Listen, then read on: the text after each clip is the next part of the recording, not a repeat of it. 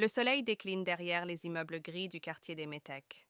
Les façades fissurées portent les traces du temps. Graffitis multicolores, antennes tordues, fenêtres ouvertes d'où s'échappent les odeurs d'épices, de lessive et de café noir. Des cris d'enfants éclatent dans la cour. Un ballon rebondit entre deux barres d'immeubles. Un peu plus loin, des adolescents traînent dans le hall, adossés au mur.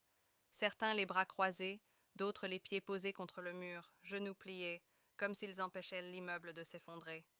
Dans le quartier des Métèques, il y avait de tout. Des Arabes, des Noirs, des Blancs, des Chinois, des croyants, des pas croyants. Mais au fond, tout le monde avait un rêve. Partir d'ici. Un groupe discute en rigolant. Un jeune sort une cigarette, un autre partage une canette. Certains rêvèrent d'une villa loin d'ici, d'autres misaient sur les études, sur les diplômes. Et puis, il y avait ceux qui disaient qu'ils étaient bien ici, que partir, c'était renier leurs racines. Mais derrière chaque sourire, il y avait cette envie brûlante. Partir. Sur un petit terrain de béton, 3 garçons se renvoient le ballon. Abdesselam, qu'on appelle Abd, Abdou ou Abdel selon les jours, Paul, le chrétien, et David, le juif. Ils rient, s'amusent, se bousculent. T'as vu le nouveau ballon? Tu tiens pas 2 passes? Vas-y, arrête. Je m'entraîne pour devenir pro. Toi, toi, pro, avec ton pied gauche en carton, même ma petite sœur te dribblerait. Les 3 éclatent de rire. Des anciens du quartier, assis sur les bancs, les regardent avec tendresse. Leur quotidien, c'était l'école, le hall, le square. Le hall, c'était le refuge. Le terrain, c'était le stade. Le square, leur salle de classe parallèle. Plus tard, moi je serai champion. Comme Bruce Lee. Et moi, avocat. Comme ça, quand vous irez en prison, je pourrai vous défendre. Souriant. Moi, je sais pas. Peut-être riche ou imam. On verra. Un scooter passe à toute vitesse. Le vent soulève la poussière.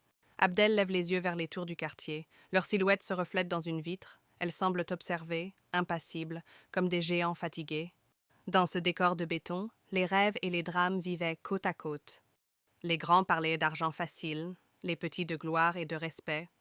Et entre les deux, ceux qui hésitaient. Souvent, c'était eux qu'on perdait. XT, escalier du hall, nuit tombante. Les 3 amis s'assoient, essoufflés. Le ciel s'assombrit lentement. Eh les gars, je vous jure, quoi qu'il arrive, on restera toujours potes. Peu importe nos religions, nos familles, nos embrouilles. Paul Ensemble, et David, toujours. ensemble, toujours. XT, rue du quartier, plus tard dans la nuit. Un silence lourd, un vent léger. Puis, des voitures arrivent à toute allure. Des hommes cagoulés en sortent. 3 coups de feu, un corps qui s'effondre, une mère qui hurle. Ce soir-là, tout a changé. Le grand frère d'Abdel est tombé. Et avec lui, leur enfance. Les volets se ferment, les lumières s'éteignent, le quartier retient son souffle. Abdel reste figé, les yeux écarquillés, exté. Halle d'immeuble, le lendemain. Abdel, le visage fermé. Paul et David le rejoignent. Pas un mot, juste une main posée sur son épaule. Voix off, narrateur.